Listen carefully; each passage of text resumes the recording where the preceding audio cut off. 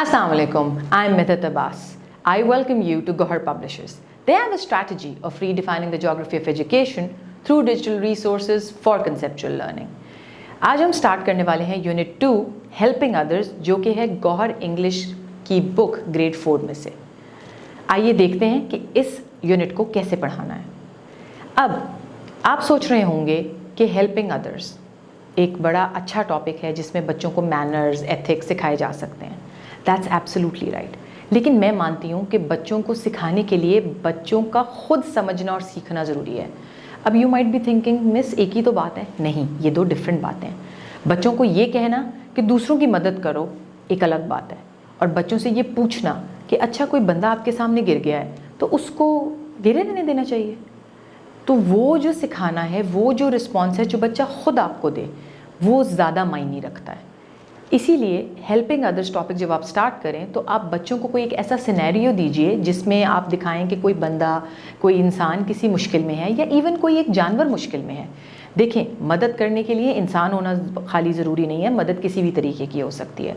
सो जब आप ये सिनेरियो देते हैं, दो दे दीजिए छोटे से, बच्चों को एक्सप्लेन करेंगे जी एक बिल्ली है, वो शायद बारिश में फंस गई है, तो वो क्या करेंगे।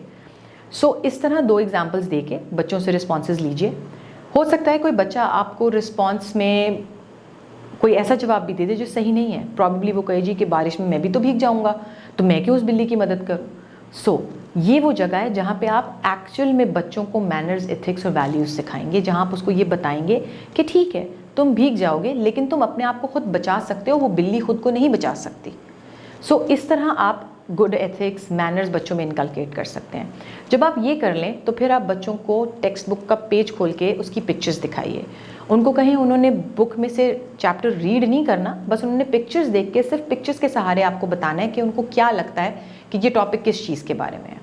जब वो आपको कुछ आइडियाज़ दे दें, आप डिस्कशन सेशन पूरा कर लें और आपको ये लगे एज अ टीचर कि अच्छा इनको दे आर रेडी, ये तैयार हैं कि हम रीडिंग स्टार्ट कर सकते हैं, तो फिर उसी तरह जैसे मैंने आपको पहले भी सजेस्ट किया हुआ है, रीडिंग डिफरेंट बच्चों से कराएं। उनकी गलती बड़े पोलाइटली रीड करके सेंटेंस उनके साथ उनको आइडेंटिफाई करके बताएं, और फिर जब पूरी स्टोरी ख़त्म हो जाए तो आप उसके बाद उनसे उसका रिस्पॉन्स लीजिए समरी के फॉर्म में, ताकि बच्चे आपको अपनी समझ के मुताबिक बताएं कि उनको स्टोरी से क्या समझ आया। जब वो बात वो एक्सप्लेन कर दें तो फिर आप पूरी स्टोरी दोबारा एक दफ़ा उनको बताइए। डिफ़िकल्ट वर्ड्स अंडरलाइन करवाइए, बच्चों को मीनिंग्स बताइए, उनको कहें कि वो अपने टेक्स्ट बुक में वो मीनिंग्स लिखें, और उसके बाद जब स्टोरी ख़त्म हो जाए तो वही वर्ड्स और मीनिंग वो अपनी नोटबुक में भी लिखें। वंस दैट डन, तो फिर आप एक्सरसाइज की तरफ मूव करेंगे। एक्सरसाइज के ग्रामर के पार्ट्स में डिफ्थोंग्स हैं, ट्राइग्राफ्स हैं, नाउन्स और वर्ब्स हैं, आइडेंटिफिकेशन है। ग्रामर का कोई भी पार्ट या कोई भी यूनिट, बेशक नाउन्स हों, वर्ब्स हों, एनाग्राम्स हों, सिमिलीज हों, कुछ भी आप कराएं, आपने हमेशा एग्जाम्पल बच्चों से लेनी है। उनका बताया हुआ सेंटेंस अगर सही है तो वैसे ही बोर्ड पे लिखें, और अगर नहीं सही तो उनके साथ उसको करेक्ट करके फिर बोर्ड पे लिखें। फिर उस कॉन्सेप्ट, जैसे नाउन्स हैं तो नाउन अंडरलाइन करवाइए। अंडरलाइन करा के बच्चों से पूछिए कि ये किस चीज़ को डिस्क्राइब कर रहा है, या ये कॉमन नाउन है, या ये प्रॉपर नाउन है, या वर्ब क्या है। जो भी क्वेश्चन या उस ग्रामर के कॉन्सेप्ट से रिलेटेड चीज़ है वो आप पूछ के फिर पहला सेंटेंस उस एक्सरसाइज का खुद कीजिए बच्चों के साथ मिलके, और बाकी फिर बच्चे खुद करें, और आप एंड में आंसर्स याद रखिए। एंड में आंसर्स डिस्कस करना बहुत ज़रूरी है ताकि बच्चों को ये पता तो लगे कि उन्होंने सवाल सही किया या गलत।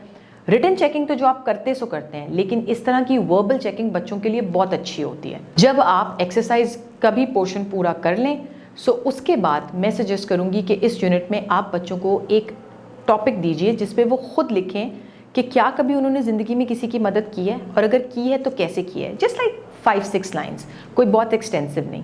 इस तरह आप बच्चों की राइटिंग स्किल्स फर्दर एनहांस कर सकेंगे। सो आई होप आपको ये स्ट्रैटेजी समझ आई होंगी। बाकी आपको पता है कि आपने कहाँ से हेल्प लेनी है। Well done, you have to take और use the resources from Gauhar publications online website. अब मुझे अगले वीडियो तक के लिए इजाज़त दीजिए। This is me signing off. अल्लाह हाफिज़।